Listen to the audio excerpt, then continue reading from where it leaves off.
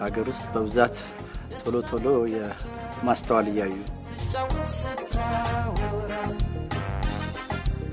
ዜማ ይቀናኛል። ብዙ ጊዜ በድርሰት ላይ ዜማ ነው የሚቀናኝ።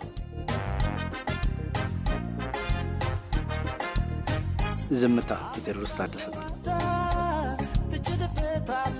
በጣም ብዙ የምወዳቸው የሙያ ጓደኞቼ አሉ። ከእነሱ መካከል በተለይ ከጎሳዬ ጋር ቸርን ብትሰራ ደስ ይለኛል። መልካም ፈቃዱ ከሆነ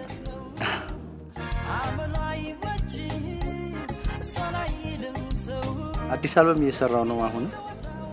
እንግዲህ ከዛ በኋላ እንግዲህ በኮንሰርትም በሁሉም ነገር እገኛለሁ። እየሰራው ነው። ይሄ በጣም አዲስ ኤክስፒሪየንስ ነው ለኔ። በጣም ወድጄዋለሁ።